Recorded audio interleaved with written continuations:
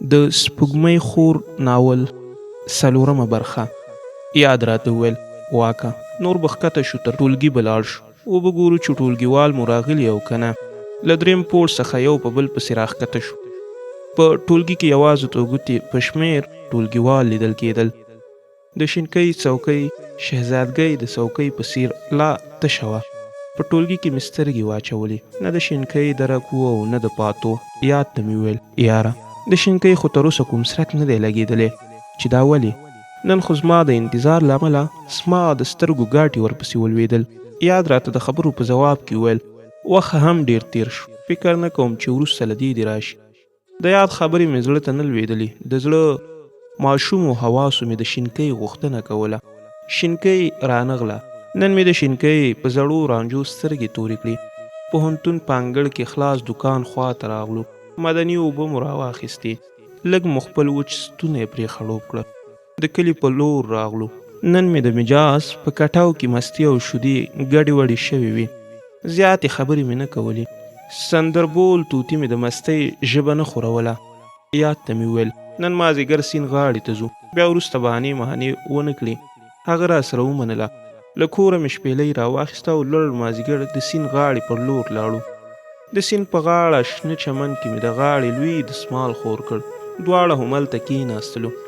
زما له ډېره وخته شپېلۍ یادوه. دا موسم، دا ماحول او دا شپېلۍ هر څه جانانه ښکارېدل. شپږ ګوتې مې د شپېلۍ پر ملا ورماتې کړې او د ګونګ زړه آهونه مې د شپېلۍ له مشقي ژبې وویستل. د سرور په سکروټو مې د شپېلۍ سازونه ګرمول. د سیند مستو څپو د شپېلۍ د زمزمې د آمو تر پیڅکو رسولې. پاس د هوا په لمنه کې هم باخو د اتڼ امیل جوړ کړی و. نری باد د چمن شنیلي هم په نڅا راوستی و. د ذوق زرکانو مې بې درېغه نارې وهلې. د شپېلۍ ژبه په ګونګېدو شوه، خو زما ګونګ زړه لا تش شوی نه و. شپېلۍ د راګونو مزي مې راخپل کړل. ساه مې هم سوځېدونکې غوندې ښکارېدله. شپېلۍ مې له شونډو لرې کړه او د یاد غېږ ته مې ورګوزاره کړه. په غوږو مې لا هماغسې د شپېلۍ سندرې غږېدلې. یاد دواړه لاسونه شاته لګولي او پښې غځولی ناست و. د کب نیونکو یوه ډله مو تر څنګ تېرېدونکې وه. کبان یې په لښتو کې لکه د امیل په شان پیلي وو. یاد ورته وویل دا کبان خرڅوئ؟ یو کب نیونکي ورته ځواب ورکړ هو، څومره مو په کار دي؟ یاد 1 کیلو کبان ترې واخیستل. همدلته مو د اوبو غاړې ته پاک پرېمینځل او زموږ د مېلمستون په لور لاړو. دا چې زموږ د کور غړي د خپلوانو کره په مېلمستیا تللي وو. د ګازو ډبه او نور د پخلنځي توکي مې راوړل او کبان مو پاخه کړل. یاد نن شپه همدلته راسره پاتې شو. 2 په 2 میله مو ګرمه کړه. سهار شو او یاد ته مې وویل نور ځو، نن چې د شینکۍ ملالې سترګې ونه وینم نو ترک به بیل شم. د پوهنتون په لور لاړو. ټولګي ته په دې تمه لاړم چې شینکۍ به راغلې وي. لا د شینکۍ بخه نه وه. څوکۍ کې کېناستلم، زیاته ستړیا مې احساس کوله. یاد د ټولګي په تخته د شهنواز باقر د غزل کوم بیت لیکه. زما د زړه سترګې د ټولګي دروازې ته پاتې وې چې کله به د شینکۍ پکې راښکاره شي. د انتظار خیالونه مې ډېر لرې بیولی وم. د شینکۍ راتګ مې لارې په ګلانو پوښلې وې. شینکۍ د ورېښمینو شونډو سلام مې تر غوږو راغی. د سر ویښتان مې بې باکه نیغ ودرېدل. شینکۍ راغله. په پخوانۍ څوکۍ کې کېناستله. شینکۍ تورې جامې اچولې وې. زما لپاره ښه موقع وه چې د شینکۍ په شنو سترګو کې ځان ورک کړم. د شینکۍ نفس عطرونه شیندل. ګلابي شونډو یې په ټټر پسرلني زرغونه جوړه کړې وه. شینکۍ لکه د سویري ګلاب داسې تنکۍ ښکارېدله. سپین لاسونه یې د څوکۍ په تخته ایښي وو. وږې سترګې مې د شینکۍ په لیدو نه مړېدلې. سپینو مرمري لاسونو کې سرو وینو آسونه ځغلول. شینکۍ له پخوا ډېره ښکلې شوې وه. په زړه مې د بې صبرۍ پیریان ناست. په دې فکر کې وم چې په کومه بهانه له شینکۍ سره خبرې پیل کړم. سم له واره شینکۍ خبرې را سره پیل کړي. پوښتنه یې وکړه چې واکه رخصتي دې په خیر تېره کړه؟ وجود مې میږي شو. هو، په خیر تېره شوه. له ځان سره مې وویل چېرته په خیر تېره شوه؟ شپې مې ستوري او ورځې مې خپلې ګوتې شمېرلې. د ظالم لوري په ما خو دې لویه نړۍ 2 قدمه کړي. د پاتو مې ترې وپوښتل چې هغه چېرته ده؟ ولې پوهنتون ته نه راځي؟ شینکۍ راته وویل پاتو بلا خبره نه وي چې د پوهنتون درسونه پیل شوي. که نه هغه خو له ما او تا زیاته لیواله ده. بل دا چې مور او پلار یې هم درسونو ته زیات هڅوي، ځکه د مور او پلار یوه لور ده. د شینکۍ نننۍ خبرې مې زیاتې په زړه خوږې لګېدلې. زړه مې غوښتل چې تل مې د شینکۍ وزمینې خبرې اورېدلې، یاد هم د تختې په سر ځان تېر باسه، خو زموږ هره خبره یې څارله. شینکۍ ښکلې څېرې درلودلو تر څنګ زیاته هوښیاره هم وه. زیاتې خبرې یې له چا سره نه کولې او خپل پښتون غرور به یې تل په خپل پلو کې نیولی و. د پښتو مضمون ښوونکی مو ټولګي ته راغی او درس یې پیل کړ. د درس په منځ کې یې له ما پوښتنه وکړه چې هغه شاعر واک ته یې؟ د پوښتنې په ځواب کې مې ورته وویل هو هغه زه یم. شینکۍ له شنو سترګو په دوه بنګالي طوطیانو وویشتلم او د شنو سترګو سیوری یې زما په خاورینه څېره وغوړاوه. له درس وروسته شینکۍ لیندۍ سترګې زما په لور کږې کړې. واکه رښتیا شاعري هم کوي؟ شینکۍ ته مې کړه هو. لږ لږ خو ځان ته شاعر نه وایم، بس کله کله د زړه پټې خبرې د قلم په ژبه بیانوم. شینکۍ داسې پرې نه ښودم، راته وویل د زړه پټې خبرې دې څنګه د قلم په ژبه بیان کړي؟ کولی شي ما ته یې لږ ووایي؟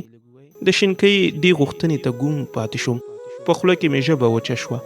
ځان سره مې وویل واکه په ګلونو ګډ شوې. خو ځان مې ډاډه کړ. شینکۍ ته مې وویل ته صبر چې په بکس کې مې یوه کتابچه ده، هلته مې لیکلي. کتابچه مې راواخیسته او هغه ګوډې ماتې کرښې مې د شینکۍ مخ ته کېښودې. شینکۍ د خپلو شنو سترګو باران د کتابچې په سپېرې دښتې وورو.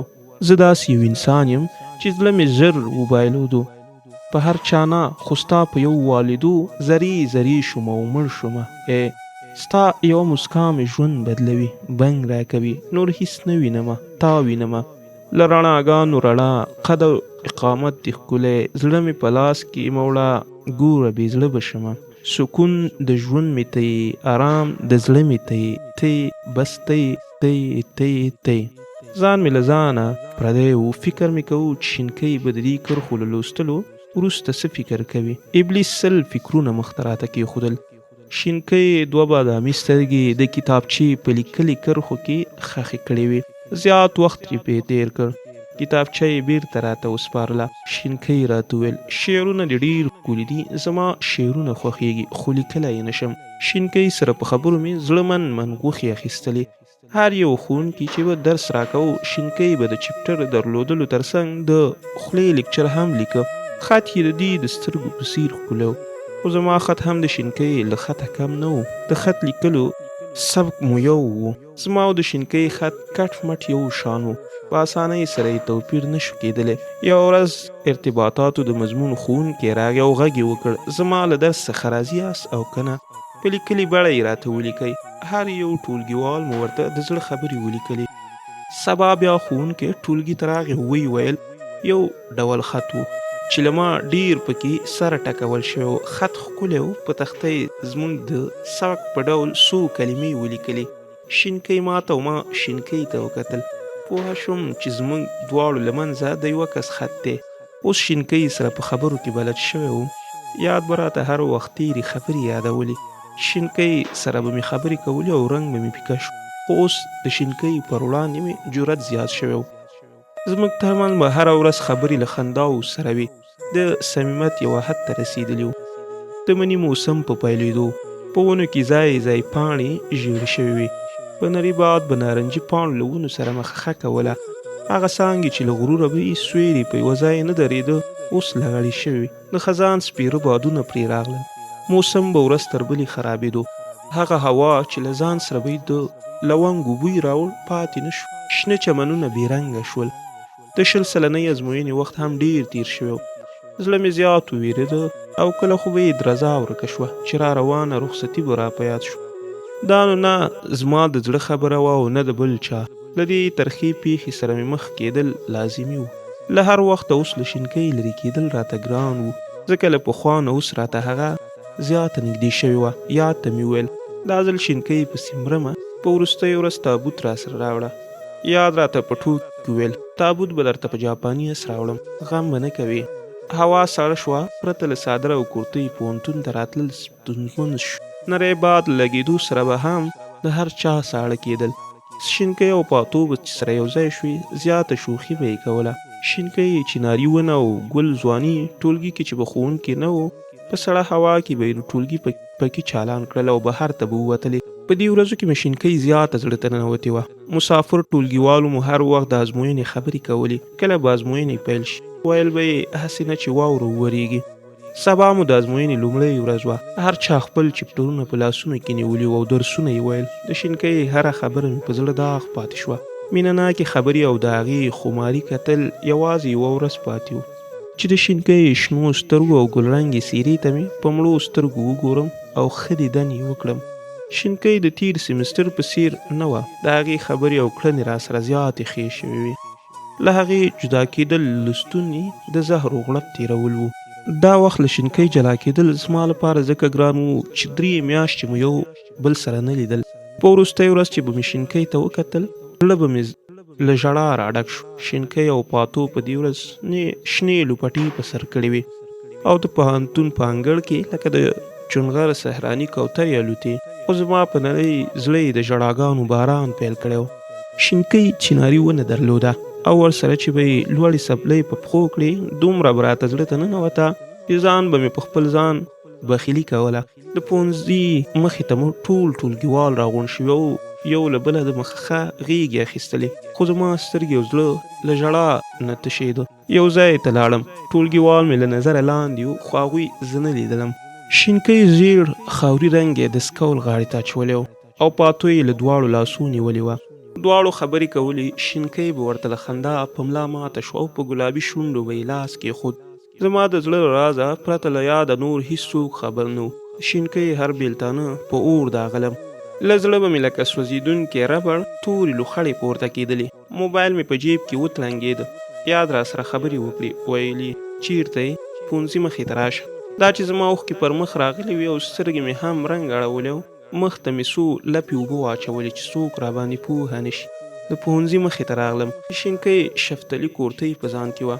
دا هغه وخت و که چا په غاړه کې لاس را سره اچولی وی او را سره یې زما ډک زړه تش کړی وی زیات ثواب به یې ګټلی وی. دا وه د سپوږمۍ خور ناول 4مه برخه. تر بلې برخې مو په لوی الله سپارم.